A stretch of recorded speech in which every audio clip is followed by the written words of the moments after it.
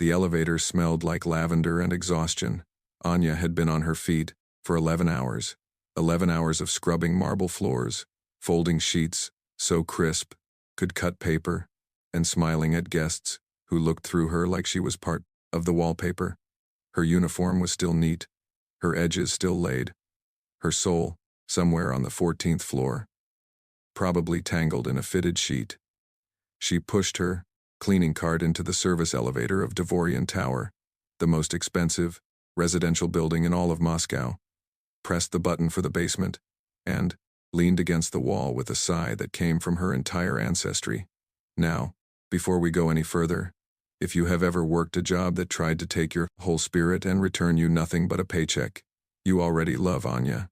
Stay with me because what happens next in this elevator is going to change her life forever. Watch this all the way to the end because the moment this man sees her, nothing in his soul will ever be the same. And if you are new here, welcome to the channel. Subscribe now, turn on notifications, and let's go. Anya had not meant to fall asleep. She had meant to close her eyes for exactly 30 seconds while the elevator descended. Just 30 seconds. She deserved 30 seconds. But what Anya did not know, what she could not have known, was that earlier that afternoon, one of the hotel guests had accidentally knocked a small bottle of Tears aromatherapy sleep solution into the ventilation gap of the service elevator. It was a product marketed as gentle relaxation mist.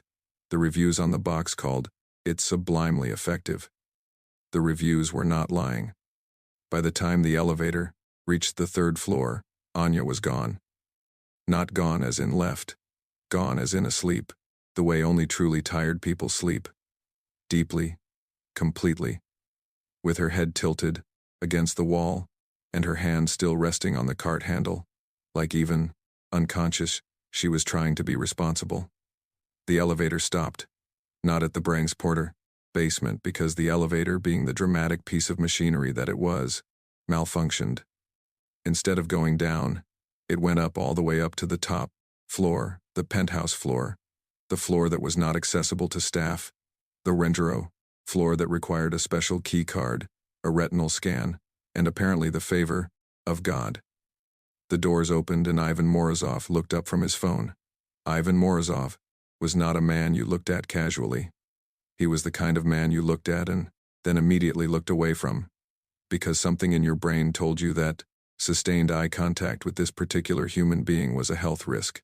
He was tall, not aggressively tall, but tall enough.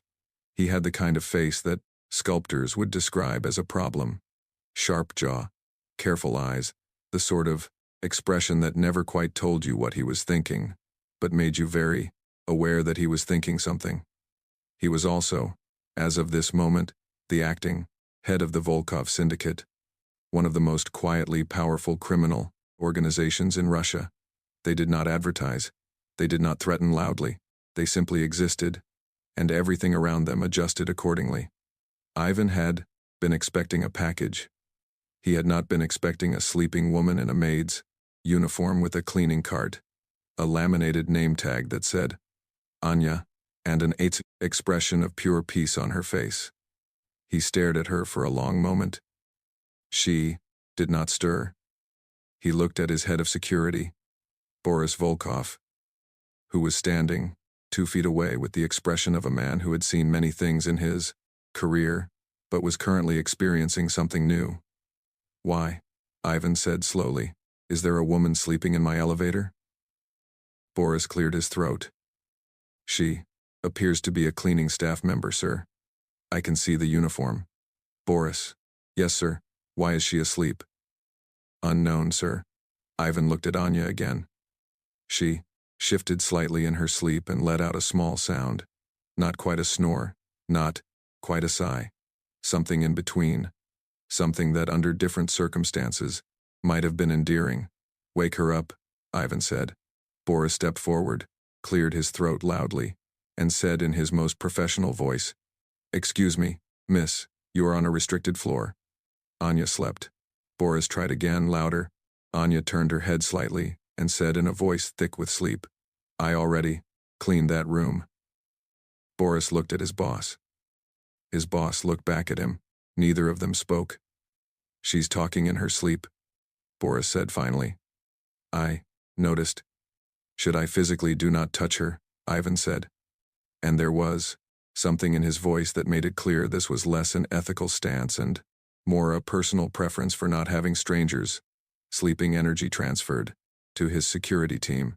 He walked to the elevator himself and stood in front of Anya. He looked at her name tag. He looked at her face. She had good bone, structure, excellent skin, a small scar above her left eyebrow that looked like it had a story behind it. Anya, he said quietly. Anya, she did not wake up, but she smiled just slightly in her sleep as if whatever she was dreaming about had said something nice. Ivan stood there with that smile aimed at him, because he was the only one in front of her, and felt something strange happen in his chest, something brief and confusing, that he immediately filed away under irrelevant and closed the folder. Bring her inside, he said. Put her on the guest room bed. Do not go through her things. Post someone at the door, and find out how she got up here. Boris blinked. Sir, protocol would suggest Boris. Yes, sir. They moved Anya to the guest room. She did not wake up once. When they laid her on the bed carefully, because Ivan had watched to make sure it was done carefully for security reasons, obviously, she curled onto her side, pulled the pillow toward her, and sighed the sigh of a woman who had finally found to rest. Ivan stood at the door for a moment too long. Then he turned and walked back to his study. Anya woke up at 6:47 inches the morning. She knew it was 6:47 because she had the internal clock of a woman who had been catching early buses her entire life. She opened her eyes, looked at the ceiling and thought, this is not my ceiling. She sat up. She was in the most beautiful room she had ever been in. The sheets were the kind of soft that made you question everything about your previous life. The ceiling had subtle gold detail work. The window was enormous, looked out over all of Moscow, which was waking up in pink and gold morning light that had decided to be beautiful today just for her. Anya looked at this view for exactly 3 seconds. Then she looked down at herself, still in her uniform, shoes still on, cleaning cart nowhere in sight, and said, very calmly, where am I? It was not a question. It was a statement. The kind a woman makes when she is giving reality one final chance to explain itself before she panics. She got up. She went to the door. She opened it. Boris was standing outside. Boris was a large man, not in a threatening way, in a way that suggested he had been built specifically for standing in doorways and making people reconsider their next move. Anya looked at him. Good morning, she said. Good morning, he said. Where am I? The owner penthouse, ma'am. Anya took that information in. She processed it the way you process a phone bill that is higher than it should be. Slowly, with increasing alarm. How did I get here? You fell asleep in the service elevator. It malfunctioned and came up here. And instead of waking me up and sending me back downstairs, someone brought me to a penthouse bedroom? Yes, ma'am. Whose penthouse? Boris paused. Not because he did not know the answer, because he was calculating how much of the sued answer to give. Mr. Morozov, he said finally. Mr. Morozov, Anya repeated. Who is Mr. Morozov? He is the owner of this floor. Does Mr. Morozov make a habit of collecting sleeping women from elevators? Boris's face did not move. No, ma'am. You are the first. Anya decided that was somehow worse. She straightened her uniform, smoothed her hair with her hands and said, I need to speak to him, and I need my cart. Your cart has been secured in the service corridor. Great. Lead me to Mr. Morozov. Boris looked uncertain in the way that large trained security professionals looked uncertain. Barely, but enough. Mr. Morozov is having breakfast. So am I about to be, Anya said. Let's go. Ivan Morozov was sitting at the long breakfast table on the penthouse terrace, with a cup of black coffee and a tablet, when he heard footsteps. He looked up. Anya was walking toward him like she owned the floor. Not aggressively. Not rudely. simply with the energy of a woman who had decided that if she was going to be in an unfamiliar situation, she was going to be in it with her whole chest. Ivan put down his coffee. She stopped a reasonable distance from the gore table, met his eyes and said, Good morning. I'm Anya. I'm on the housekeeping staff. I apparently fell asleep in your elevator last night, and someone brought to me up here, which I appreciate because I'm sure the floor was not comfortable. I'd like to thank you for the room, apologize for the intrusion, and ask if I could have 5 minutes to sort myself out before I go explain to my supervisor why I vanished. Ivan looked at her. She did not look away. Most people looked away. Sit down, he said. I don't want to take up your time, Anya. He said her name, the same way he had said it last night. Quiet, direct, like a period at the end of a sentence. Sit down, have breakfast, then I'll have someone escort you to your supervisor and explain the elevator situation personally. She blinked. You do that? I own the building, he said simply. It is my elevator. Anya sat down. She sat across from him, and for a moment they just existed in the same space, which was strange because Ivan did not share breakfast with people. He barely shared oxygen. His team ate in their quarters. His meetings happened in his study. His mornings were his own. Always. Yet here was this woman, in yesterday's uniform with her edges still miraculously intact, eating a croissant across from him like she had been invited. You're American, he said. African, American, she said, from Atlanta. Moved to Moscow 2 years ago. For work, for a lot of things. She looked out at the city. Something passed through her eyes. Not sadness, not quite. Something more layered. Moscow was supposed to be a fresh start. And was it? She looked back at him. I'm a maid in an expensive building. It's a start. Something in his face shifted. Not into pity. Ivan did not do pity. Into something closer to respect. The quiet kind. The kind that does not announce itself.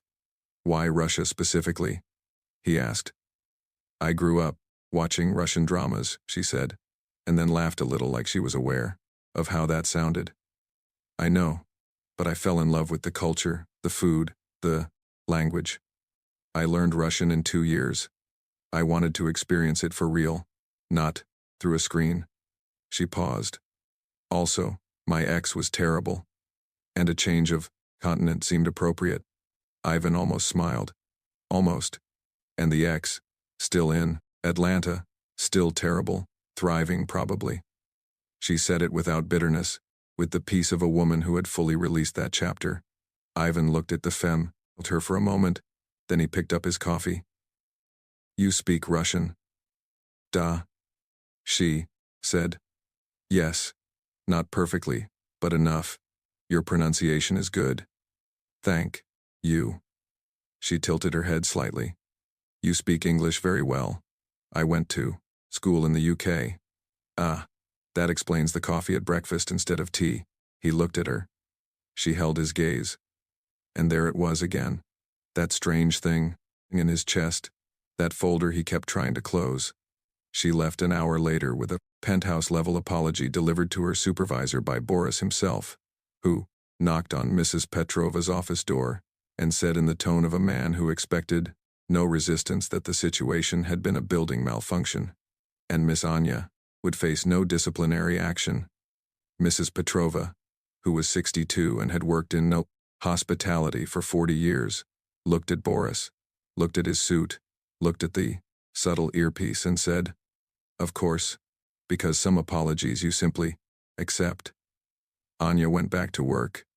She told herself the breakfast was a one-time thing, an anomaly, a story she would tell one day. I once accidentally fell asleep in a Mafia boss's elevator, and he gave me a croissant. Except she did not know he was a Mafia boss, not yet. What she knew was that he had dark eyes that stayed on her face when she spoke, as if what she was saying actually mattered. She knew he had said her name twice, and both times it had felt like something. She knew she had laughed at her own breakfast table with a stranger, and it had felt easier than laughing had felt in a long time. She did not think about him again. She made herself not think about him. She thought about him all day. 3 days later, Anya was restocking the linen closet on the 42nd floor when she heard two of the other cleaning staff talking in hushed tones. She understood enough Russian by now to catch the important words. The penthouse, man. Ivan Morozov. They say he's Volkov. Anya kept folding sheets. Volkov, the second woman whispered. Like that Volkov. The one and only. My cousin's husband works at a restaurant near Arbat Street. He says if Ivan Morozov walks, everyone else walks out quietly. No drama. They just leave. You. The second woman fanned herself with a towel. And he's up there in our building. Has been, for months. Very private. Very. She lowered her voice further. Powerful. Anya folded another sheet. She thought about the man who had said her name like a period, who had listened to her talk about Russian dramas and her terrible ex with the same focused attention he probably gave to things that actually mattered, who had said, "It is my elevator," with such complete calm. She thought, of course he was. She was going to avoid him. She had a plan. The plan was excellent. The plan was, do not go anywhere near the penthouse floor. Do not take the service elevator if it might malfunction again. And do not, under any circumstances, think about dark eyes and croissants. The plan lasted 4 days. On the 5th day, she was called to the penthouse. Not by choice, not by accident. Mrs. Petrova called her into the office and said, "The penthouse resident has requested you specifically for his weekly deep clean." Anya looked at her supervisor. "Me specifically," he said. "And I am reading this directly. The American woman, Anya, she knows what she's doing." Mrs. Petrova raised an eyebrow. "I don't know what you did up there, but well done." Anya did not know what she had done either. She went. The penthouse in daylight was something else entirely. All glass and clean lines and views that made the Prost city look like it was performing just for you. Anya started in the kitchen, which was enormous and barely used, because men like Ivan apparently had people who cooked for them, and worked her way through the living spaces with the focus of a woman who was absolutely professionally not thinking about the owner. She was wiping down the long window when she heard him. "You came." She turned. He was standing in the doorway of his study, jacket off, sleeves rolled up, looking like a man who had been working since before Moscow woke up. "You requested me," she said.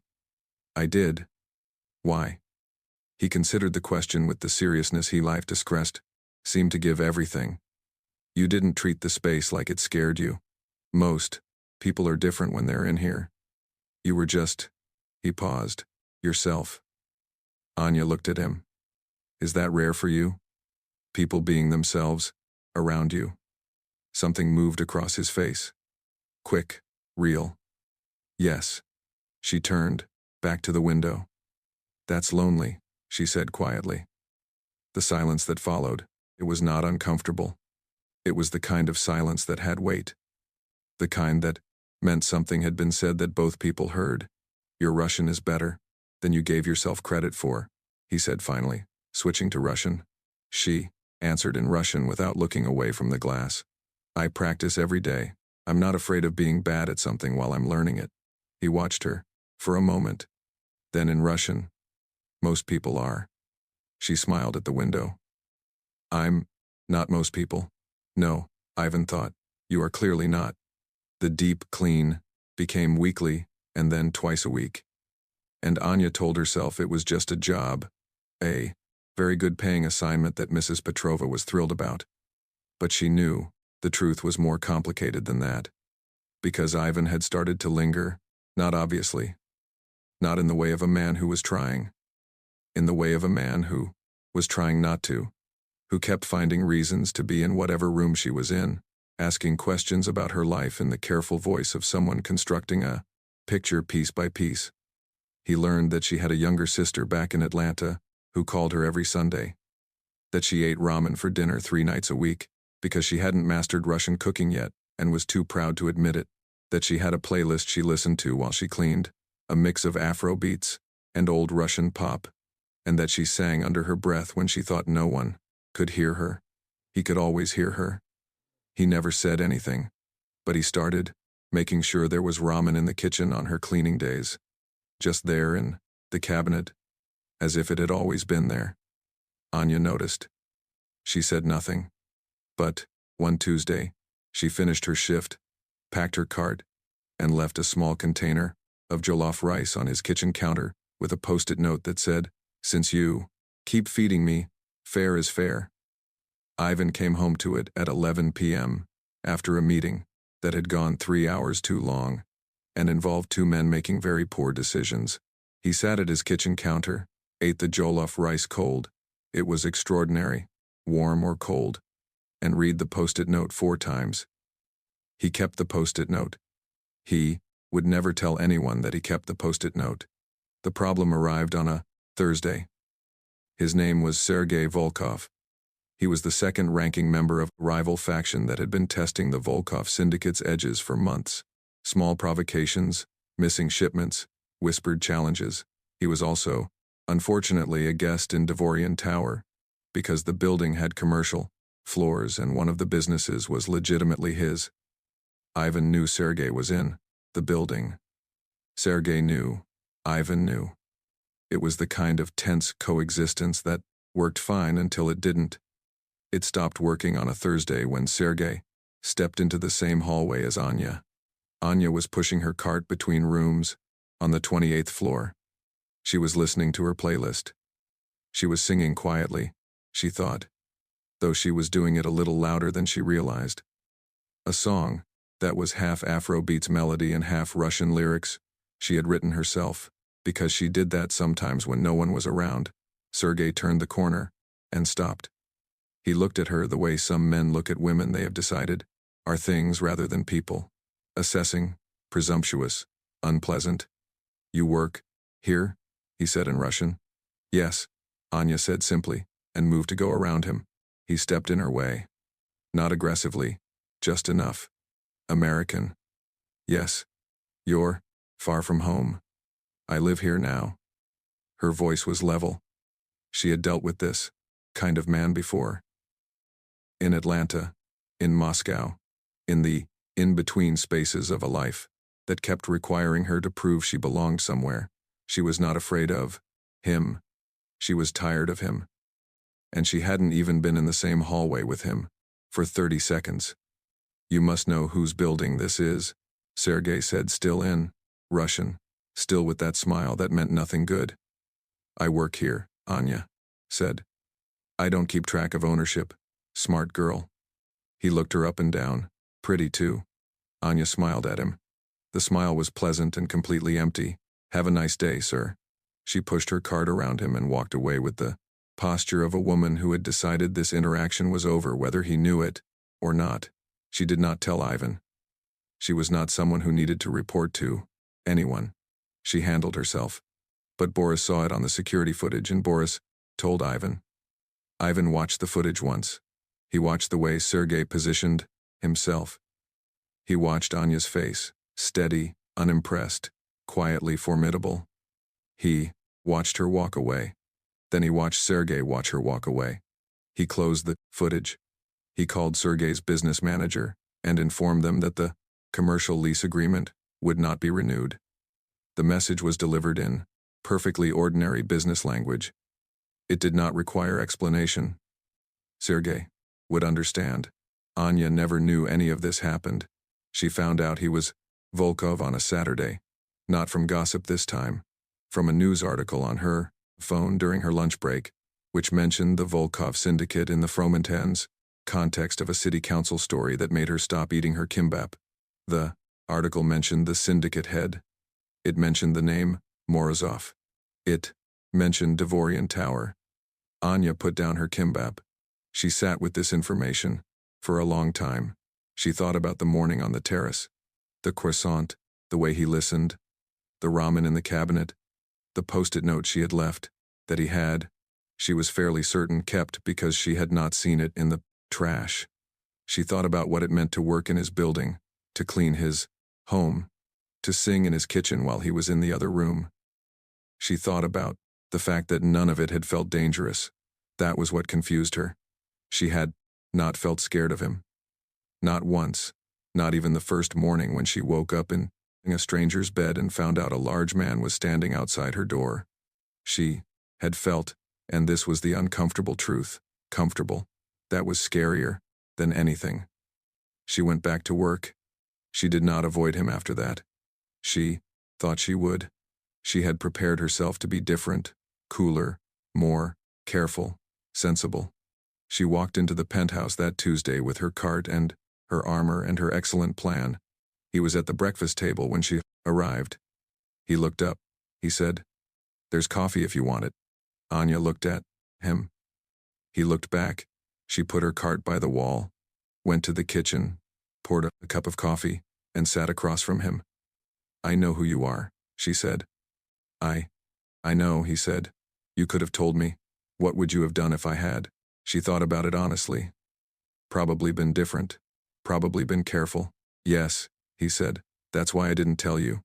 He looked at her steadily. "I liked you being yourself." Anya wrapped both hands around her coffee cup. Outside, Moscow was doing what it did. Moving, bright, enormous, indifferent to the small, extraordinary thing happening on the top floor. "I'm not afraid of you," she said. "I know that. That doesn't mean I trust you." "I know that, too." He leaned back slightly. "But you're still sitting here." She looked at him. He was right. She was sitting here with her coffee in his kitchen after knowing what she knew. "You kept the post-it note," she said. His expression did not change, but something in his eyes did. "I don't know what you're talking about, Ivan Morozov." "Anya, you kept it." A pause. "It was a good note." She laughed. "The real one. Full, surprised. The kind that got away from her." And Ivan watched her laugh, the way someone watches something they have been hungry for without knowing it. What came after was not simple. Nothing about Ivan Morozov's life was simple, and Anya had not moved to a different continent to choose simple. There was the problem of the faction tension, which escalated in the weeks that followed into something that required Ivan to disappear for 4 days without explanation, leaving Boris to vaguely assure Anya that everything was fine, in a tone that suggested things were not entirely fine. There was the problem of Anya's sister Kira, who called from Atlanta and said, "You sound different, the way sisters do when they can hear something you haven't said yet." And Anya spent 20 minutes insisting she was exactly the same before admitting, "I might have a situation." Kira said, "Define situation." Anya said, "There's a man." Kira said, "Is he fine?" Anya closed her eyes. Kira said, "I'll take that as a yes." "What's the problem?" Anya thought about the syndicate, about Sergei, about the weight of a life that ran on power she didn't fully understand. "He's complicated," Kira said. "Baby, every man worth anything is complicated." "What does he make you feel like?" Anya sat with that. "Like I make sense," she said finally quietly. "Like all the things I am, just make sense around him." There was a long silence. Then Kira said, "Oh no, you're already in it." There was also the problem of Anya's own pride, which was substantial and architecturally sound, and had kept her standing through worse than this. She was not someone who rearranged herself for a man. She was not someone who softened her edges because someone else found them inconvenient. She had done that before in Atlanta, and it had cost her things. She was still recovering. She told Ivan this one evening on his terrace when the city was all lit up, and the conversation had reached the kind of depth that happens when two careful people finally stop being careful.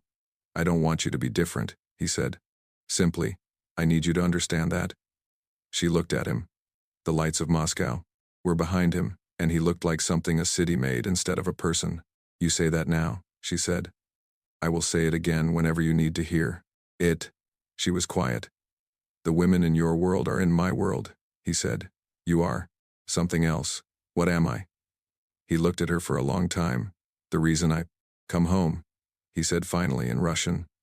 Low, like it had been waiting inside him for a while and had finally found the door.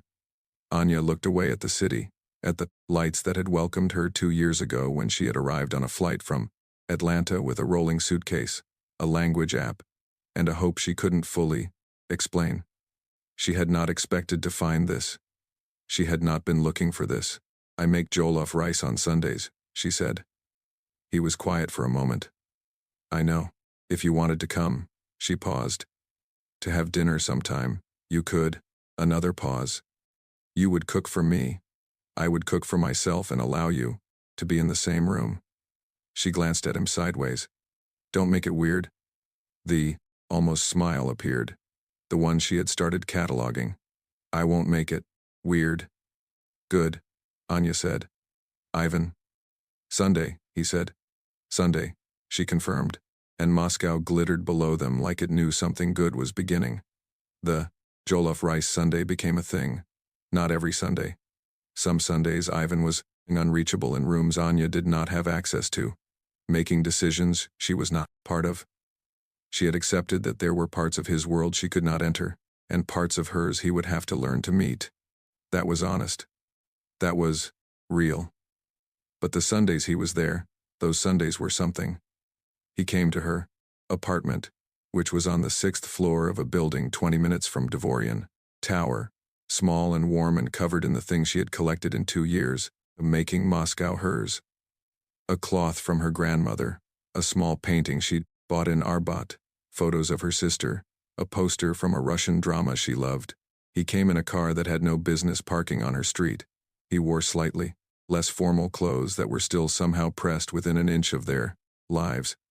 He brought wine, always the right kind, which annoyed her because it meant he had done research, and sat in her small kitchen and watched her cook, without offering to help, because she had told him on the second Sunday that she cooked alone, and asking to help was interference. He learned to just be there, sitting, existing in her space without trying to fill it with himself. This was rarer than the wine. She taught him about jollof rice, about Nigerian cooking terms, about the way her grandmother had taught her that food was love made edible. He was a careful student. He remembered everything. On the third Sunday, he asked a question about tomato ratios. That meant he had actually been paying attention, and Anya had to focus very hard on the pot in front of her. He told her things too, not the syndicate things, those he carried alone, and she did not ask him to put them down, but other things. He had a younger brother in St. Petersburg, who was irritatingly cheerful and called too often. He had studied economics in London and come home to a world that had already decided what his future was. He had learned early that power was quieter than people thought, that the men who needed to be loud about it were usually afraid of something. Are you afraid of anything? She asked once. He thought about it seriously, which she appreciated. Losing people I can't replace, he said. She looked at him across the table. How many of those do you have? He looked back at her. I'm counting. The complication they had both been circling arrived in October. A man from Ivan's past, a former associate who had left the syndicate on bad terms and had been building something dangerous ever since, made a move. It was calculated. It was designed to hurt Ivan where he was most exposed. He went for Anya, not directly, carefully. The way people who are afraid to be direct move, through whispers, through interference, through an incident that looked like a robbery, but was too clean to be random. Anya was walking back from the market, 2 streets from her apartment when 2 men approached her. She knew immediately that this was not a robbery. Their hands were wrong for it. Their positions were wrong. She was not stupid. She was from Atlanta. She had grown up knowing how to read a street. She turned around and walked directly into the convenience store, on the corner, went to the counter and told the young man behind it in Russian that she believed she was being followed, and asked if she could please stand here for a moment. The young man, to his eternal credit, said yes immediately, and handed her a can of canned coffee like it was a social visit. She called Boris, Boris answered on the first ring. By the time Ivan arrived, faster than distance should have allowed, which meant he had been nearby, and she was going to think about what that meant later. The two men were gone, and Anya was still in the convenience store, still holding the canned coffee, looking irritated rather than frightened. He walked in. He looked at her. His face was controlled, in the way faces are controlled when the person wearing them has decided not to feel what they're feeling until later. "Are you hurt?" he said. "No." "Did they touch you?" "I didn't let them get close." He looked at her for a moment. Then, something shifted, not into the boss, into the man. "Anya, I know," she said, quietly. "I know this is your world coming into mine." She looked at the can and blink, her hands. "I'm not going to pretend it isn't. I'm not going to pretend I'm not shaken." She looked up. "But I'm also not going to pretend I want out. So, let's skip the part where you look guilty and tell me maybe this was a mistake." "It wasn't a mistake," he said immediately, like the words had been waiting and go straight to you telling me what you're going to do about it. He looked at her for a long, steady moment. Then, quietly, "Everything."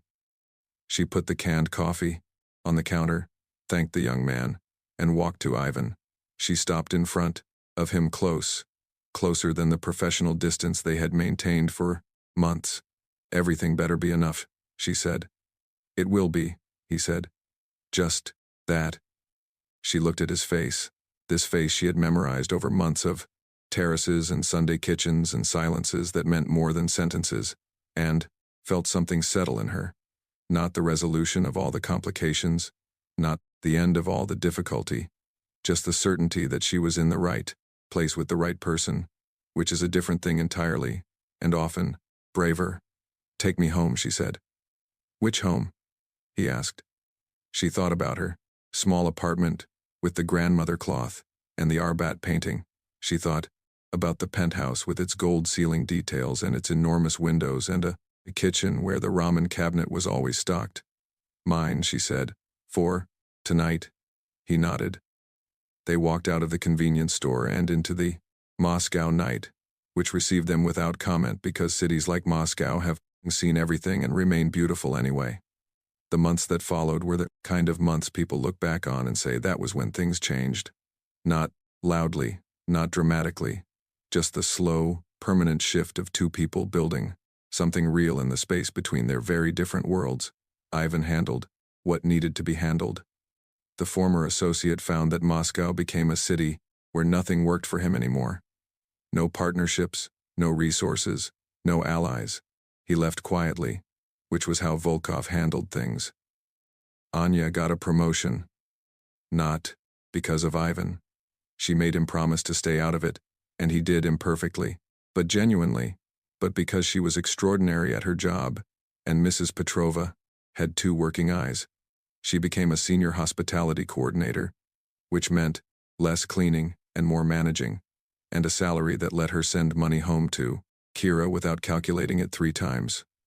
First, she still went to the penthouse. Different capacity now. She told herself it was professional. It was not professional. It had not been professional for a long time. The first time he held her hand, really held it deliberately, on the terrace, on a Sunday, when the Previn city was doing its pink and gold thing, and neither of them had said anything, for a while. He did not say anything about it. He just held it, and she let him, and they sat there in the good silence, the one that did not require filling, while Moscow carried on below them. Kira flew out in December. She arrived at Sheremetyevo with a rolling suitcase. A long list of Russian restaurants she had researched, and an energy that preceded her into rooms. She met Ivan on the second day. Ivan met Kira, and understood immediately that this was a woman who, it was going to tell him the truth, whether he wanted it or not. He appreciated this. Kira assessed him for approximately 90 seconds, and then turned to Anya and said in English, "Okay, yes, I understand." Anya said, "Kira." Kira said, "No, genuinely I understand everything." He has the face of someone who is absolutely a problem. She switched to Russian, which she had apparently been studying, and said to Ivan very directly, "You take care of my sister." Ivan, without hesitation in Russian, "Yes." Kira considered this. "Good." She looked at her. "Sister. He's a man of few words, but the words are right. I approve." Anya put her face in her hands. Ivan looked quietly, privately pleased. On the last Sunday of the year, they were in Anya's apartment. She was cooking. He was at the kitchen table, jacket off, reading something on his phone, looking impossibly comfortable in her small kitchen that had never been designed for someone of his particular atmosphere. She said without turning from the stove, "Do you remember the elevator?" "Yes," he said. "I looked so ridiculous." "You look peaceful," he said, like someone who had decided the world could wait. She stirred the pot. "I never would have talked to you. You know that if it had been a normal meeting, a guest and a housekeeper, I would have said hello, looked at the floor, and that would have been the end of it."